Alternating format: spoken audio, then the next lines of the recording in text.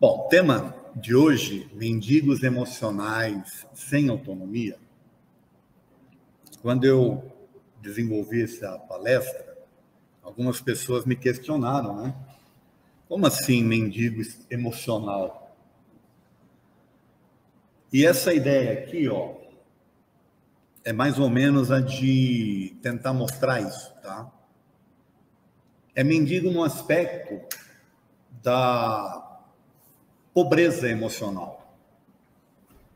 Nada contra a questão de ser mendigo ou não, mas é na questão da pobreza emocional que muitas pessoas vivem.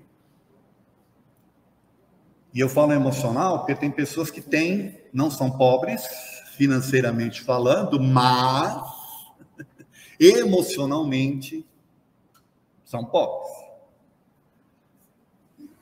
E também no aspecto de você estar sempre mendicando, sabe? Sempre pedindo para poder, de alguma forma, confortar ou atender o seu desequilíbrio emocional. E nós, sem o perceber, fazemos isso muito, mas muito mesmo em nossas vidas. A ideia, então, aqui é que nós possamos ter autonomia para caminhar por si, sabe? Não que a gente não possa estar juntos, mas que mesmo estando juntos, a gente possa ter autonomia. Para isso, a gente vai ter que fazer algumas reflexões. Então, eu vou começar a nossa palestra aqui com algumas questões básicas, para que vocês reflitam sobre elas, as quais, inclusive, eu já refleti muito. A primeira delas é essa aqui, ó. Qual foi ou qual é o grande objetivo da doutrina espírita? Para quem ainda não conhece, talvez não saiba responder.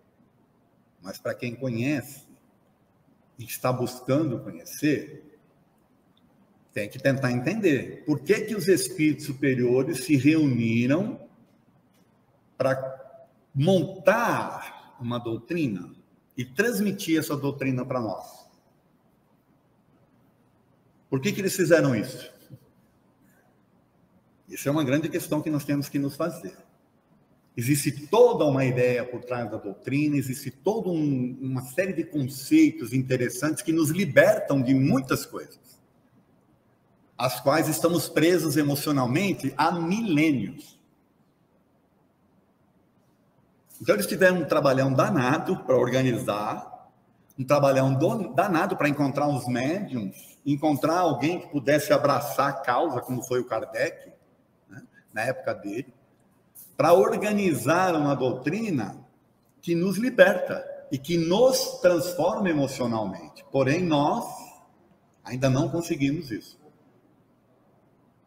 Então, isso é uma questão que nós temos que nos fazer. Por que que eles tiveram esse trabalho todo para trazer uma doutrina desta para nós? E talvez vocês possam pesquisar um pouco mais para encontrar as próprias respostas.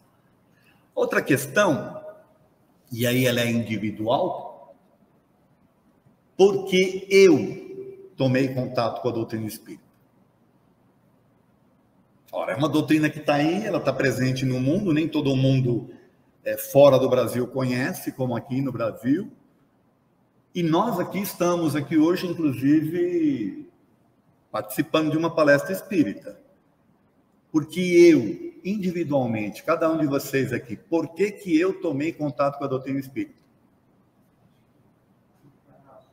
Cada um vai saber responder. Mas eu já posso adiantar uma coisa para vocês. Não é para continuar sendo a mesma pessoa. Isso eu posso garantir. Não é para continuar, sabe, tendo os mesmos pensamentos, as mesmas atitudes, os mesmos sofrimentos, as mesmas ideias. A doutrina veio na vida de vocês para transformá-los. Então, é para pensar sobre isso também. E aí passar a estudar a doutrina de fato. Outra questão. Por ser espírita, significa que você já está livre das crenças limitantes?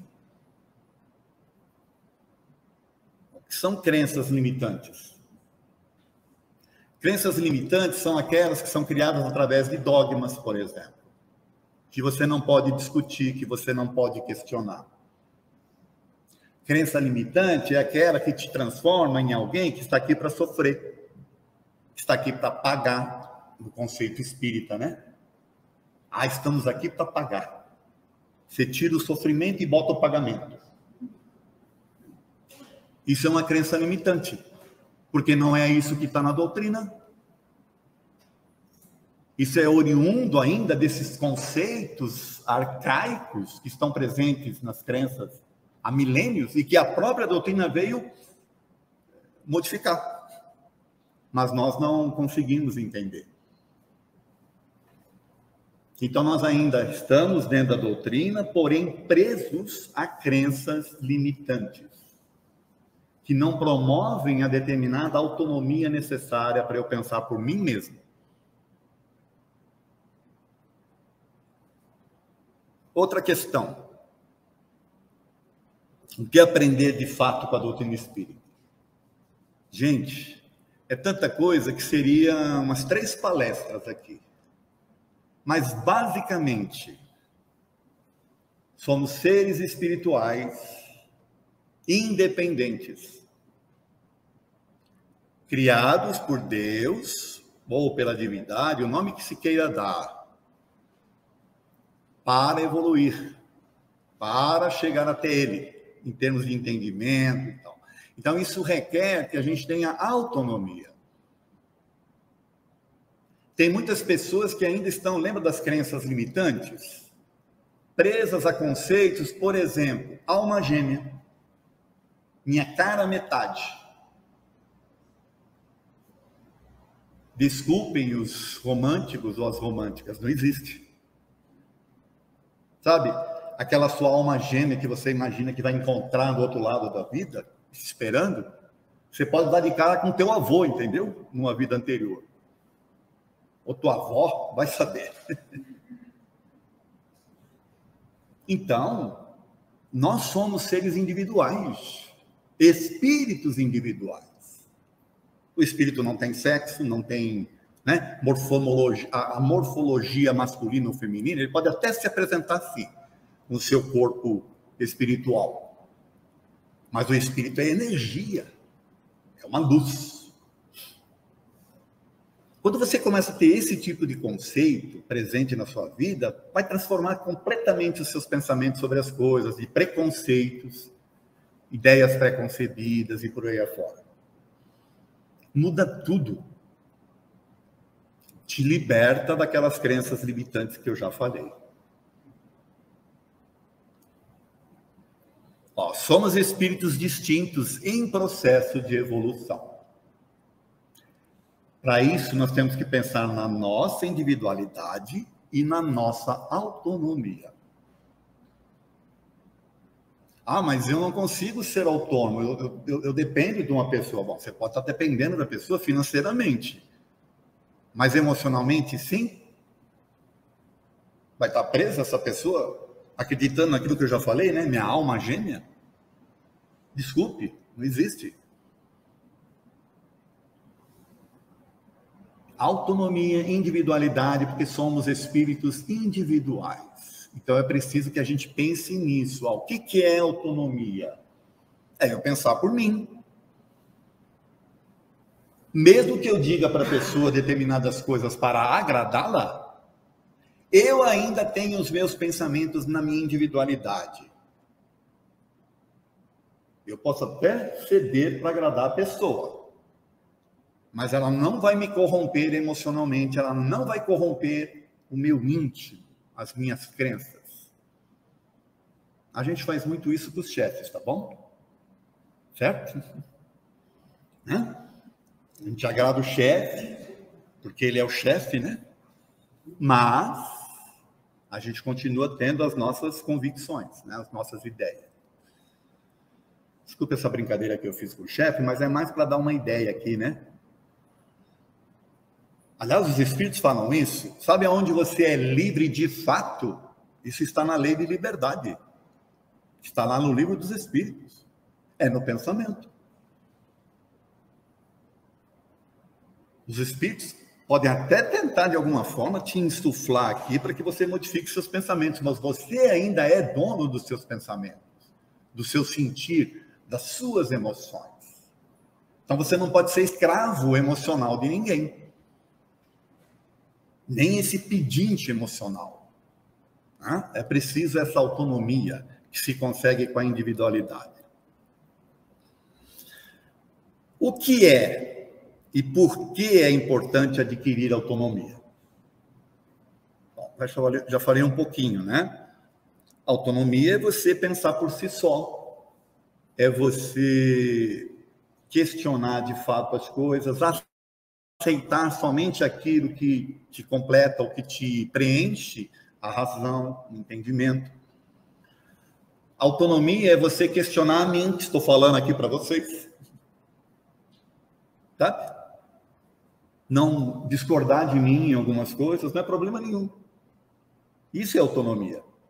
É você pensar por si e saber que você é dono do seu destino, não é ninguém. Ninguém vai determinar o que você é ou deixa de ser, espiritualmente falando. Então, olha, para pensar e agir por si mesmo, é preciso a autonomia. E essa figura aí, ela é bem emblemática, né? Ela é emblemática porque hoje mesmo eu estava conversando com uma pessoa, veja como a gente tem dificuldade de ter autonomia. Qual é o assunto da moda? Antes era Covid, agora deixou de ser. Virou o quê? Guerra. Certo? Aí você acha que você tem autonomia, mas estão te enchendo a cabeça com essas coisas. É nas redes sociais, é na televisão, é no jornal, é não sei o quê, é nas conversas com os amigos, é na reunião familiar. Só se fala disso. Você tem autonomia para pensar diferente? Você até tem, mas você consegue conversar sobre outra coisa com as pessoas quando elas estão tão envolvidas? Então, infelizmente, a gente tem que ter essa condição de pensar livremente. Mesmo que eu tenha que agradar alguém, eu saber que eu sou autônomo. E mais, tá? Para pensar e agir por si mesmo e ter autonomia, vai requerer que você seja pleno e responsável por você mesmo. Aí começa a pegar. Pegar em que sentido? Porque quando você se torna autônomo, dono de seu destino, e você tem consciência disso, você não tem mais desculpa. Você já não tem mais a muleta. A culpa é do pastor, a culpa é do presidente do centro espírita, a culpa é do palestrante, a culpa é do, sei lá, do padre que me falou determinadas coisas, a culpa é daquela pessoa que me fez agir assim. Porque você assume as rédeas da sua vida. Você é um espírito eterno, autônomo, e não depende de ninguém, só que você é responsável pelas coisas que você faz. Não dá mais para, né? Você não consegue subcontratar alguém para assumir por você. Por isso que tem muito espírita que sofre. E tem muito espírita, inclusive, que não pensa um pouco sobre isso e prefere ficar seguindo determinadas orientações de médiuns famosos, de espírito. O que tem de espírita que vai em casa espírita para ficar ouvindo o espírito falar o que ele tem que fazer? Pelo amor de Deus. Se vocês conhecerem alguma casa assim, fuja dela, tá? Porque não é o espírito nenhum que vai falar o que você tem que fazer. E se o espírito está fazendo isso, ele não é um espírito superior, ele é um zombeteiro. Ele, inclusive, precisava ouvir essa palestra aqui, esse espírito aí. Porque nem lá no plano espiritual ele está tendo autonomia. Então você passa a ser responsável por você. Isso que tem de melhor na doutrina espírita. Pode me acreditar. Ser responsável por si mesmo te liberta da dependência e escravidão emocional. Você adquire luz própria. Sabe o que é ter luz própria? É você ser aquela pessoa que, consciente e sabedora de que você é dona do seu destino, você vai ter todo um controle emocional, você vai conviver naturalmente com as pessoas, sem que elas interfiram na sua forma de pensar, no seu emocional. Elas não vão te destruir emocionalmente, elas não vão te escravizar, e você tem luz. Aonde você chega, você ilumina um ambiente. E ilumina no aspecto de energia. Que você se transforma numa pessoa jovial, uma pessoa que as pessoas querem estar próxima. Que você exala uma energia boa. Isso é você ter luz própria. Aliás, Jesus já falou isso, né? Vós sois luzes. Faça prevalecer a vossa luz sobre os homens. Mas a gente não entende isso. Bom, por que a gente tem dificuldade de ter autonomia e de ter o livre pensamento? Por causa disso que está aqui, ó. As dependências, né? As dependências criam um problema. A que tipo de dependência? A principal delas aqui, ó, é a dependência religiosa. Criou-se, né, a dependência das religiões como se Deus fosse religioso, entende? Sabe? As religiões não procuram trazer Deus para si, olha, é aqui que ele está, né? Como se ele fosse religioso. Ele dá preferência para um ou para outro, entendeu? Isso que eu estou falando para vocês é tão sério que até no meio espírita se acredita nisso. Que o Deus está mais com os espíritas do que com o resto. Meu Deus. Como se esse Deus fosse ter predileções por alguém, sabe, por uma determinada crença. O Deus que nos criou e hoje nos transformou em espíritas é o mesmo que atende lá os muçulmanos, que atende, sei lá, outros tipos de crenças. É o mesmo. E ele não está preocupado com o que as pessoas estão acreditando. Ele só está esperando que as pessoas acordem.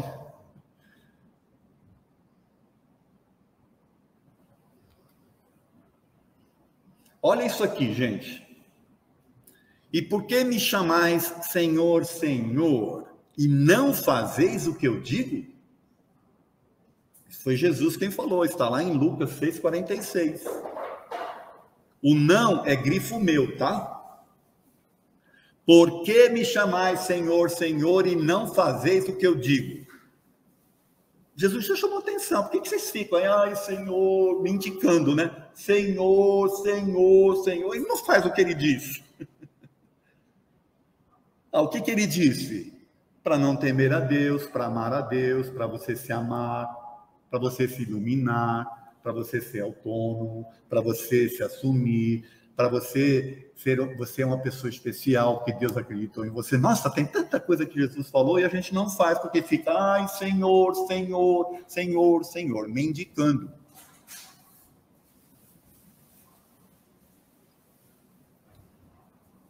É preciso iluminar-se para irradiar paz e luz. Só se ilumina quem se liberta. E só se liberta quem questiona. E a doutrina veio justamente para produzir questionadores. Porque ela rompeu, quando ela foi lançada em 1857, ela rompeu com as crenças que existiam na época. Ela foi combatida duramente, inclusive. E é até hoje, mas naquela época, vocês não têm ideia, livros foram queimados em praça pública, nossa. Por quê? Porque estava rompendo com velhas crenças. Então, para se libertar, nós precisamos questionar e estudar. Agora eu vou tocar num tema que vai desagradar algumas pessoas. Dependência familiar. Uma coisa é eu ser dependente financeiramente, vai. E aí as mulheres sofrem mais do que os homens nesse aspecto. Aliás, o que tem de coisa absurda que a gente vê aqui, você não tem ideia. E permitam falar isso. Mulheres que chegam aqui destroçadas porque viveram a vida inteira junto com um dito cujo, acreditaram no dito cujo, que era o provedor, e o provedor depois decide que não quer mais, entendeu? E larga. Aí destrói tudo, porque existe a dependência financeira, tem a dependência emocional. Nossa, vocês não têm ideia. Não tem ideia do que acontece. Porque não se tem uma estrutura emocional adequada de entendimento das coisas. Querem ver um outro ensinamento que os Espíritos trouxeram? É esse aqui, ó. A família, ela é espiritual ou ela é carnal? Jesus já falou uma vez, quem é meu pai, quem é minha mãe, quem são meus irmãos? Sabe o que os Espíritos falam sobre isso? A nossa família é espiritual, ela não é física. O físico é passageiro. É momentâneo. Então eu criei um núcleo familiar, de repente esse núcleo familiar é para nós podermos, de alguma forma, nos ajudarmos a crescer espiritualmente. Às vezes chega um espírito estranho lá e bagunça tudo. Estranho no aspecto, né? De que ele não está, sabe? Bagunça o coreto. Mas ele está ali também por uma razão, aí é tema para outra palestra, tá bom? Mas o objetivo ali de nós estarmos juntos em família é no aspecto da ajuda mútua. Porém, mantendo as individualidades.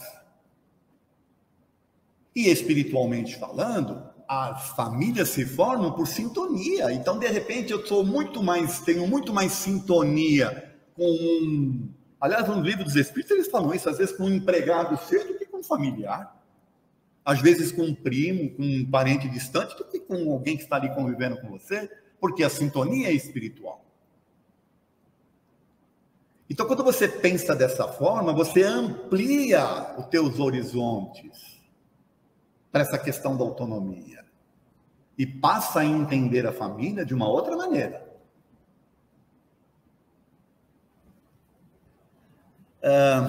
Infelizmente, tem pessoas que se tornam escravos emocionais dentro de casa. A gente vai abordar isso mais para frente um pouco, quando falar de dependência afetiva. É preciso ter cuidado também com o egoísmo emocional, que também é inimigo da autonomia e da liberdade, podendo gerar processos obsessivos. O que seria egoísmo emocional? É você achar que tudo gira em torno de você, que a sua família, por exemplo, é mais importante que as demais, que vocês não têm ideia, por exemplo, da quantidade de pessoas que vêm numa casa espírita pedir para vibrar pelos parentes já desencarnados. Até aí não há problema nenhum, é normal. O problema é você ficar 1 ano, 2 anos, 3 anos, 4 anos, 5 anos pedindo. Mas peraí, e os outros não têm direito? Isso aí é egoísmo emocional. Você quer ver uma outra questão de egoísmo emocional? É você construir as coisas à sua volta para que as pessoas se tornem dependentes emocionalmente de você. Você acha que você está no domínio das coisas, mas você está criando processos obsessivos.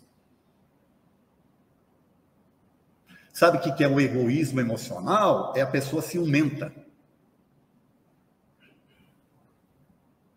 E o egoísmo emocional, na verdade, é uma doença. Tá certo? Porque não pode haver ciúmes quando há o entendimento da autonomia. Quando há o entendimento de que as pessoas têm o direito de ter as suas emoções, de ter os seus equilíbrios emocionais.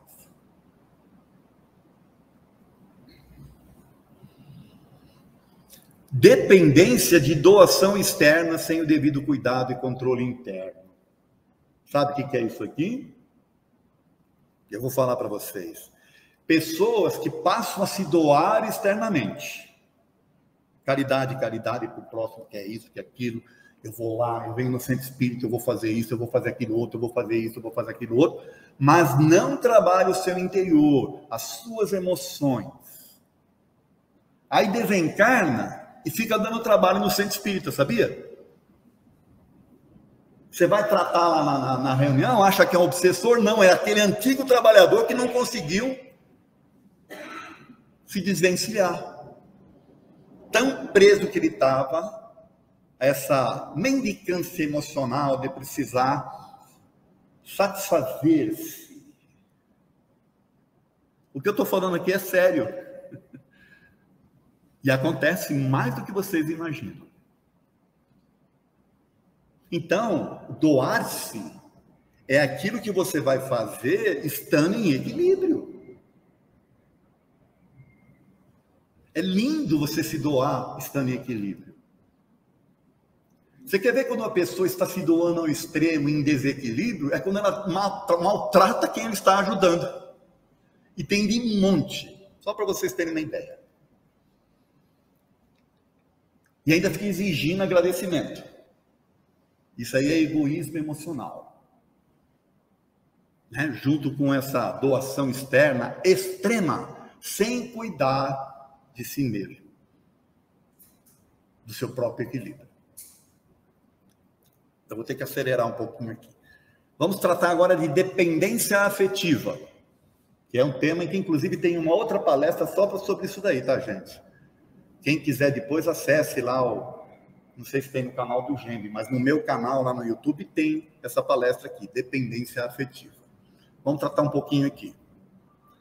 A dependência afetiva faz parte do processo natural de desenvolvimento humano, pois que todos nascem e se desenvolvem já parcialmente dependentes, tanto física quanto emocionalmente. Então, você nasce num berço, você se torna dependente naturalmente, até um período. É assim? Totalmente dependente ali, até um período. Porque depois você tem que se desprender. Viu, jovens que estão aqui? Uma hora você vai ter que... Viu, papais e mamães? Uma hora você vai ter que... Né? Isso faz parte. Uma pessoa se torna dependente afetiva quando não tem autonomia e precisa de algo ou alguém para sentir-se segura e tranquila nas mais diferentes decisões. Há dependentes espíritas. Então, o que eu estou querendo dizer? O que você acha dessa roupa? Tá boa? Ora, não é você que tem que se sentir bem? Precisa que o outro te diga se está bom ou não? É um exemplo simples assim, até... eu diria, não tão profundo, mas que retrata. Devo mudar de emprego ou não devo? Devo fazer isso ou não devo? Devo cuidar disso ou não devo? Insegurança total. Dependência. Aí vem no centro espírita e fica perguntando aqui.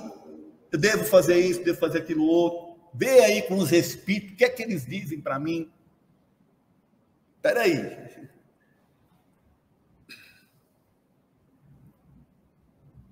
Quem é que está construindo a sua vida? Quem é que está, de fato, buscando esse processo de transformação moral? Somos cada um de nós individualmente? Então, nós precisamos ter cuidado com isso. Uma coisa é eu nascer dependente até um determinado período, depois o ideal é que eu consiga me desprender. Tá certo? A persistência deste estado denota certa imaturidade emocional, pois através de nossas vivências e experiências, evoluímos rumo à nossa emancipação espiritual. Para que serve o reencarne? É que eu coloquei ali embaixo. Por que nós reencarnamos? Já vou adiantar, não é para pagar nada. É para se desenvolver, para crescer, para ter experiências diferentes das que você teve antes. E você, através das experiências, acertos e erros, você se desenvolver espiritualmente. Mas você não vai fazer isso se você ficar dependente dos outros, porque aí você vai viver o que os outros estão dizendo para você, você não vai ter as suas experiências. Você vai estar fazendo o que os outros fizeram, falaram para você fazer. Isso serve a nível físico, também essa questão espiritual que a gente está falando aqui.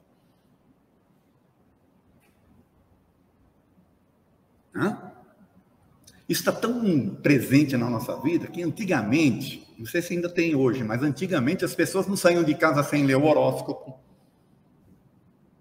As pessoas não faziam coisas sem te consultar. Bom, basta a gente ver o oráculo de Delfos. Sabe o que era o oráculo de Delfos? É onde as pessoas iam se consultar com os deuses para saber se devia fazer isso ou aquilo. Aí a autonomia, onde fica? As pessoas dentro de uma casa espírita querer perguntar para um mentor como administrar a casa. Ora, que é isso? Onde já se viu? É o mentor que vai dizer o que tem que ser feito? Se é fisicamente nós que temos que fazer? Desculpem, eu estou indo acho que um pouco mais a fundo em algumas coisas, né, para fazer vocês refletirem. Aí tem o problema da codependência. Porque a codependência afetiva também é um sério problema. Porque, sabe por quê? Só existe o dependente afetivo porque tem o codependente. Aquele que se satisfaz, aquele que alimenta, inclusive. Então, nem este aqui é autônomo e nem o outro é autônomo. Porque um fica retroalimentando o outro nesse aspecto das emoções, das afetividades e por aí afora. E criam processos obsessivos. Porque vamos imaginar a seguinte situação. A pessoa desencarna, ela deveria, ao desencarnar, seguir. Não, fica por aqui, por quê? Porque o outro fica segurando. Ou fica por aqui porque quer esperar o outro. Ora, faz sentido isso? Processo obsessivo de monte, vocês não têm ideia. Por causa dessa dependência afetiva e da codependência afetiva.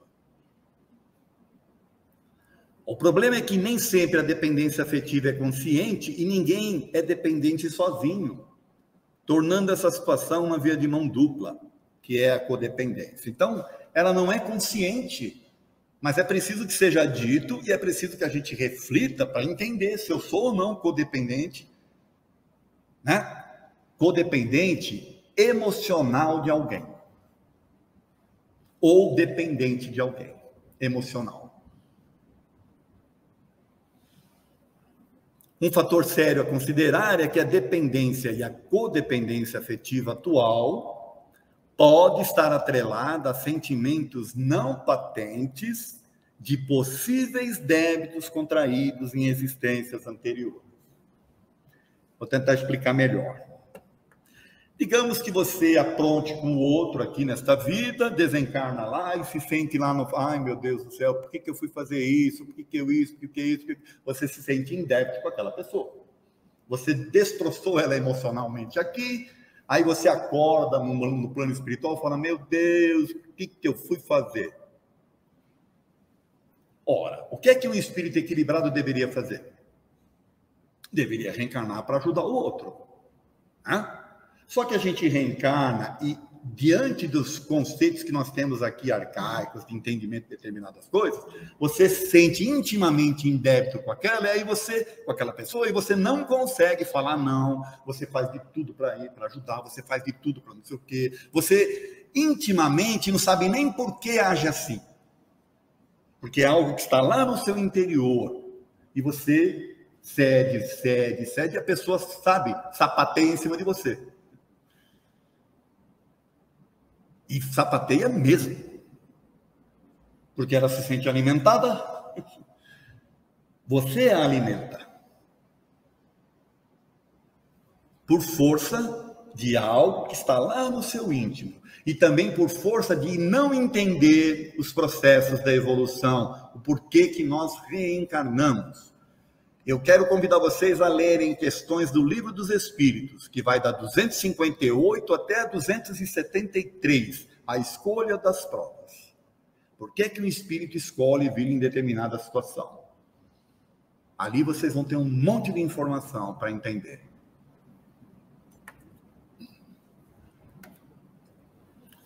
A necessidade de agradar, obedecer e não contrariar está atrelada a ações de vidas passadas. São clichês mentais arquivados no inconsciente que levam o ser à servidão compulsória. Sabe o que significa servidão compulsória? Mendicância emocional. Dependência afetiva. Acreditar em alma gêmea. A gente foi sempre orientado dessa forma. Basta ver os contos de fadas, né?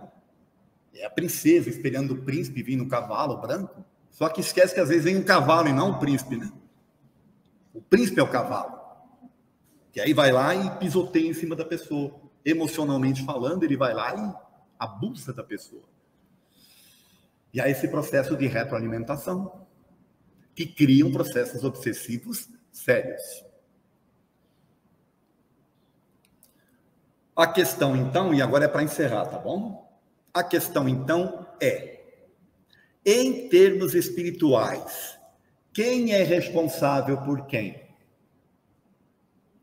Isso é para vocês levarem para casa para pensar. Uma coisa é eu aqui, em termos familiares, eu ser responsável pelos meus filhos até uma determinada data, depois meus filhos acabam, de alguma forma, né, me ajudando, por aí afora e tal. A outra é, em termos espirituais, quem é responsável por quem? Querem saber? Cada um é responsável por si. Por isso que é preciso ter autonomia. Então, como eu tinha falado, vamos concluir. Liberte-se para também libertar. Porque quando você se liberta de uma série de crenças, de ideias, de conceitos, então, você acaba também libertando. E ilumine-se para também iluminar. Porque quando você se ilumina, você chega no ambiente e você esparge aquela luz maravilhosa que as pessoas... Não é luz, mas é a energia que todos nós somos dotados. E não depende de ninguém.